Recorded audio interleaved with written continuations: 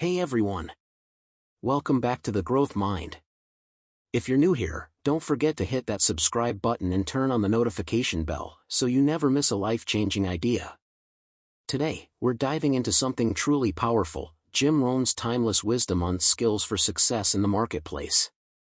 These are lessons that can transform your mindset, your habits, and your success in life. So, stay tuned till the end, because what you'll learn today could change the way you think, work, and grow, forever. I wish for you a life of wealth, health, and happiness, a life in which you give to yourself the gift of patience, the virtue of reason, the value of knowledge, and the influence of faith in your own ability to dream about and to achieve worthy rewards. Jim Rohn. Skills for success in the marketplace. The marketplace is a demanding place. There's plenty of opportunities, but you've got to get ready for it and prepare for it. We got to spend a portion of this year getting ready for next year, and we've got to spend a portion of this decade getting ready for the next decade. Hopefully, the reason why we're here, looking well, doing fairly well, is because we spent a portion of the last decade getting ready for this decade. A big share of life is spent getting ready, getting prepared, and part of it is the development of skills that make for success in the marketplace. It starts with personal development, self-improvement, and making measurable progress. Personal development is a challenge. Personal development is a push. It's a struggle. It's a challenge. There wouldn't be any winning without a challenge. That's what life is all about. It's the struggle and the challenge to develop ourselves and our skills to see what we can create in the way of value in the marketplace. It's taking those skills and value to the marketplace and seeing what it will return for us. New habits don't come easy, but they can be developed. Sometimes when you develop a lot of momentum in one direction, it's not that easy to change, but it is possible. It isn't easy, but it's possible. Somebody once said, success is 10% inspiration and 90% perspiration. You've just got to read the books, learn the skills, put yourself through the paces, do the mental push-ups and get yourself ready. Inspiration is fine, but inspiration must lead to discipline. It's one thing to be motivated, but it's another thing to be motivated sufficiently to take the classes, do the reading, do the repetition, go through it over and over, until it becomes part of you. And those are challenges. They're not easy, but they're challenges that if you win and develop and grow, that's what determines your place, your return, your equity, the worth you get from the marketplace. 3 parts of personal development. I've divided personal development into 3 parts. 1. Spiritual. Some people believe we're just an extension and an advanced form of the animal species, but I believe humans are unique. I believe our spiritual qualities make us different from all other creations. Now I consider myself an amateur in this area, but regardless of your background, I think you should evaluate what growth and change you want to make in this vital area. Spiritual and ethical values will help build a strong foundation underneath your quest for wealth and happiness. I would recommend you be a student of the spiritual side of your nature. Make sure you study, practice, and teach. Don't be careless about this because it's what makes us who we are, different from dogs, cats, birds, and mice. Whatever you have to read and assimilate to develop in this area, I would strongly suggest you do. 2. Physical. The body and mind work together. And for your mind to have the stamina to strive, your body should be in as good shape as possible. You've heard the phrase, treat your body like a temple. A temple, not a bad word. Something you would take extremely good care of. Treat your body like a temple, not a woodshed, right? A temple. Take good care of it. The only house we have to live in is the physical body, and that's part of success in the marketplace. That's physical well-being. It's feeling good about yourself physically so that you stride into the marketplace with a sense of self-worth and self-confidence, and it covers several parts. Do you have a regular exercise program? If not, find one you can follow and get started. In addition, make sure you pay attention to the food you eat. Read all the books about nutrition to make up your own mind and decide for yourself a good health plan for yourself. Then there's physical appearance. Be skillful enough to take care of your appearance in the marketplace. It has a lot to do with your acceptance. A big share of it is how you appear to other people, on the job, in the community. There's a saying that goes, God looks on the inside, and people look on the outside. That's not a bad suggestion, meaning, take care of the inside for God and take care of the outside for people. Maybe you think people shouldn't judge you by your appearance. Well, let me tell you, they do. Don't base your life on should and shouldn't. Only base your life on realities. Sure, when people get to know you, they'll judge you by more than what they see, but at first, they're going to take a look. Now, I've got another good phrase for you. It says, be conscious of self, but not self-conscious. There's a certain point that we need to be conscious of ourselves, take care of it, then let it go. Some people worry about their appearance all day, and it detracts rather than adds. So take care of it and then let it go. Do the best you can and let that get the job done. Be conscious of ourselves, but not to the point of being self-conscious.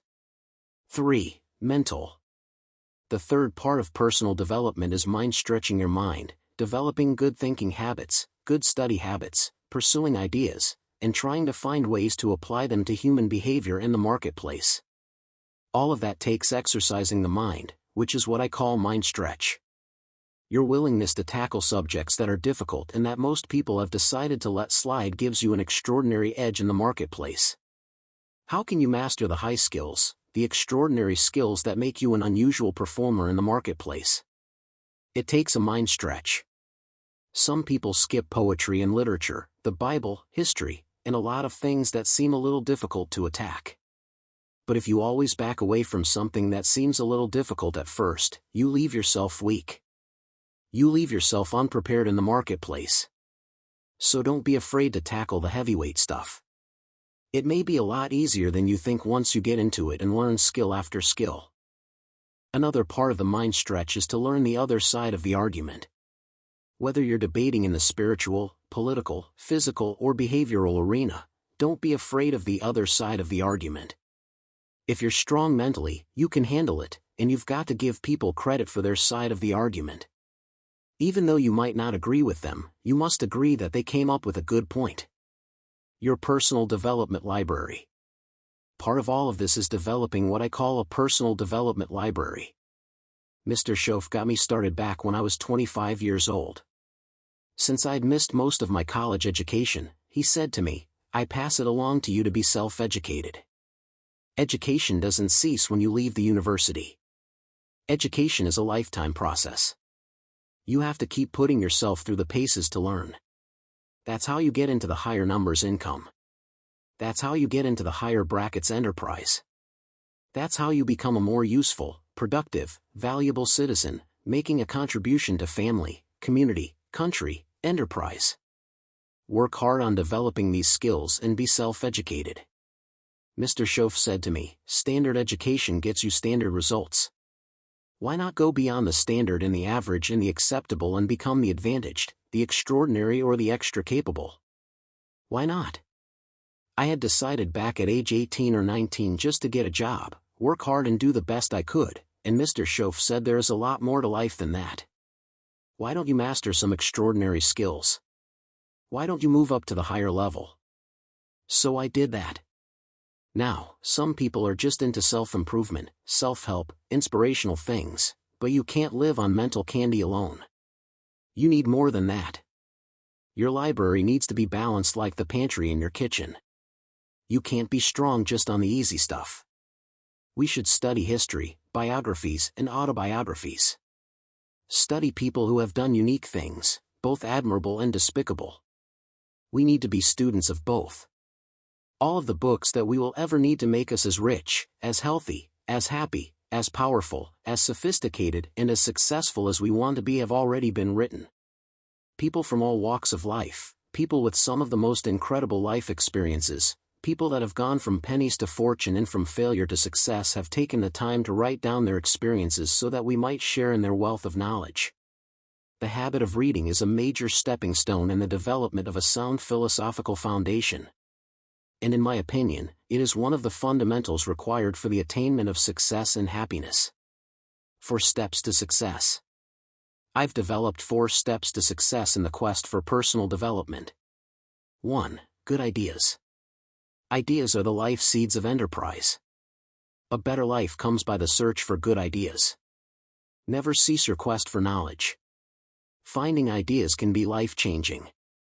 Business ideas, social ideas, personal ideas, nothing is as powerful as an idea whose time has come. Be a searcher of good ideas, timely ideas, political ideas, family ideas, healthy ideas. Then, do what I do, keep a journal. Keep a log of good ideas. That's for the serious students.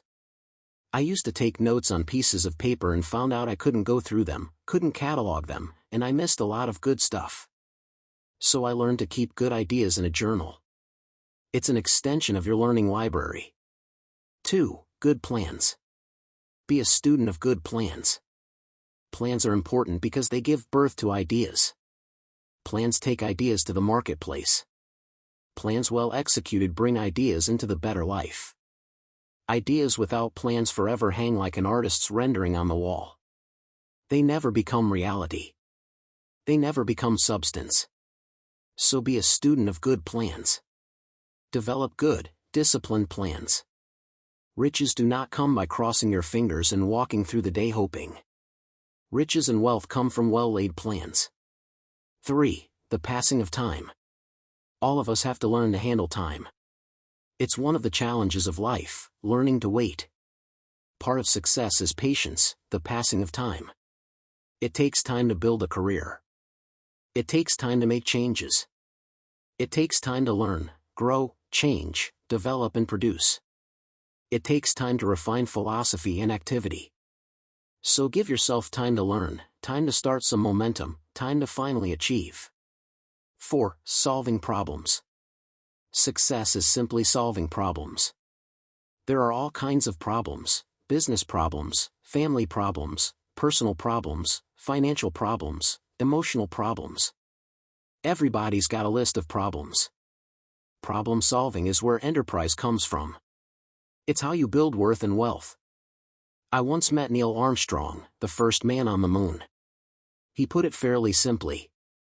He said going to the moon and back was merely a matter of solving problems. Problem 1, how to get there. Problem 2, how to get back. That's simple, right? He said make sure you don't leave until you've solved both problems. Well put. Sure, some things are complicated, but if you take it one piece at a time, solve the problems, put it back together, you can't believe the enterprise you can build, the life you can build, the skills you can build. Take it a piece at a time, master it, and then put it back together to solve it. Put it on paper. Learn to solve problems on paper. You've got to commit some of your thoughts to paper. If you just deal out of your head all the time, it's too easy to make errors. So take a piece of paper and just spend a little time outlining the problem. Instead of just thinking about it, take what's in your head, put it on paper and work it out. It helps you to focus. It helps you to zero in. Now, when you state the problem to the best of your ability, you just add this one question: is that all of it? You say, well, we're not to dwell on problems. No, we're not to dwell on them or live in them, but at least you have got to state them. Because you can't solve them until you clearly define them. 3 simple questions. The answer to solving problems falls into 3 simple questions. 1. What can I do? What can I do to solve the problem? What can I do? This is when you start developing what we call working papers. You say, well, here's potential answer number 1. That's an answer. Potential answer number 2 is a possibility. And number 3, that's a possibility. You just start laying out possible solutions. Then you go back and analyze these solutions. Number 3? You've already come to the conclusion it would take too long. Okay, number 2? Too big a question mark. Number 1 is probably it. Your first inclination was right. Study that a little more and see if that's it. 2. What can I read? The first step to solving problems is to write them down.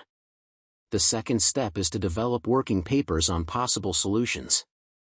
If that doesn't do it, here is the second question to ask: what can I read? Maybe there's a book on your problem. Somebody may have spent a lifetime trying to figure out this problem. You could receive the instant benefit of this person's advice if you take the time to look. Maybe it's concisely written somewhere.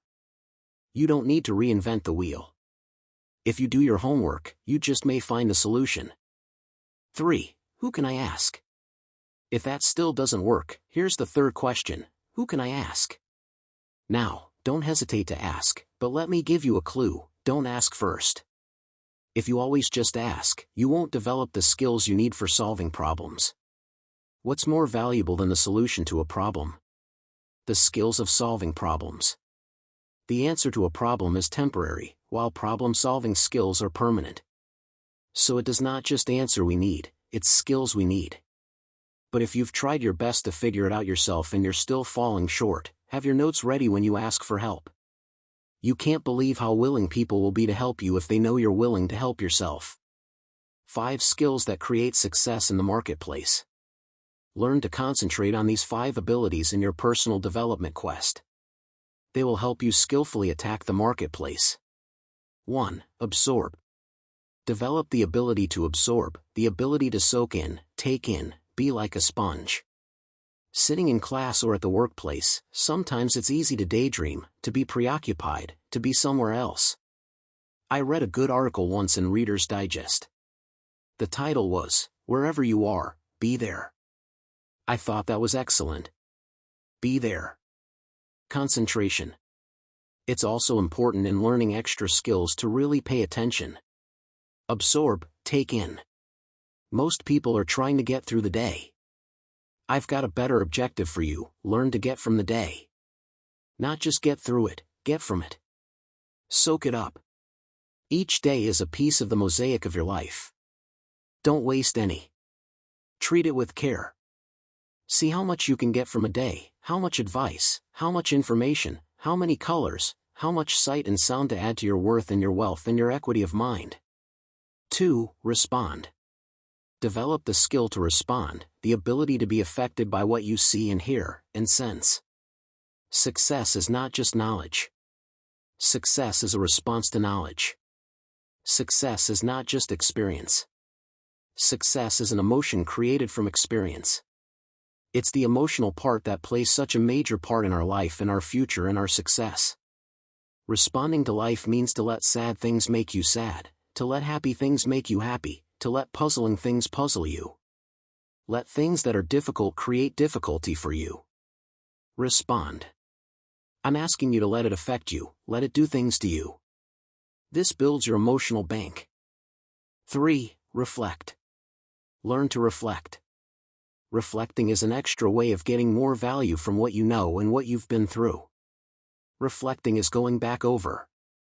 Take just a few minutes at the end of the day, find a place, if you can, to be alone, and just go back and think through the day.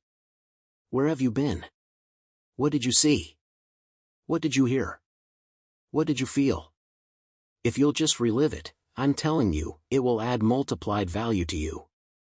The day you've just been through will be more valuable for your future if you just go back through it. Take a few hours at the end of the week and minutes at the end of the day, half a day at the end of the month, and a weekend at the end of the year. Those are called times to reflect. Now, why go back over? Let me tell you why: to make the past more valuable. If you'll take the time to review what's going on, review the decision-making, review the people you're with, review the actions you're taking, the decisions you're making, review all that stuff, go back through the feeling, you will make your life more valuable. Now, why try to make your life valuable? Simple answer: to invest it in the future. We call that bright. We call that skillful: to make more out of your past, to have more value to invest in the future, instead of just trying to get through one more day, trying to get through one more week. It's to get more out of your past and invest it in your future. 4. Act. Develop the ability to act, the ability to take action on your feelings and your knowledge. Disciplined action is what gives birth to ideas, enterprise, and values. Without activity, ideas and dreams have no life. Disciplined activity is the most demanding of arts to take you where you want to go. Now, sometimes it doesn't take much of a change of activity. Daily or weekly disciplines are those small changes of intelligent activity that take you in a better direction. Here's a good way to look at it: 10 years from now, you will surely arrive. The question is, where? Now is the time to fix the next 10 years. Fix a better course. Now, to unsophisticated people, what they do during the day doesn't seem to matter. But to sophisticated people, it makes all the difference in the world. The books you read, the actions you take, the disciplines you engage in on a daily basis, are the activities that are taking you somewhere, and all of us need to take a look at where our daily activities are taking us. The activity of learning, the activity of mind, health disciplines, wealth disciplines, culture disciplines, all values come from disciplines. Ideas put into disciplined activity create value. 5. Share. Sharing is a unique human capacity. Sharing is a phenomenon, especially in the human experience. It seems when we share, we are the bigger and better for it. It seems like if you share something and give it away, you'd have less. But it's a paradox. What you share creates more for you. That's why we call it a paradox. You're not diminished by sharing. You're increased. If you have a child and you love him dearly, and if a second child comes along, must you now cut your love in half? The answer is no. From some strange, mysterious source comes an increased capacity. From sharing with the first, capacity and awareness and uniqueness are increased. So that is what I would ask you to do: become gifted in sharing. There are many ways to share. One is by the gift of language. One of the most important studies for you is the study of communication, how to affect other people with words. Sharing with good communication. Have something good to say. You can't speak what you don't know. Talking is like writing a check. You want to make sure you've got a verbal check that will cash when you get ready to talk. And here's the true power of communication: what you say is only the tip of the iceberg of what you know. I'm sure we've all been around people who quickly told us more than they knew. Do your homework. Have something good to share. Have something good to say. Here are some steps toward sharing with good communication. Say it well. Part of the gift of language is saying it uniquely. Winston Churchill had the unique ability to take the English language and send it into battle. The words he composed and the speeches he gave and the language and style gave such hope to the free world that soon the enemy was defeated. But part of it was the structure of the language, the skill, the gift of saying things well. Read your audience. When you talk, you've just got to be interested enough to look and see how you're doing. Learn to read your audience. I had to learn that. At first, I was so absorbed in what I was saying that I'm sure the audience could have left and I would have never known it.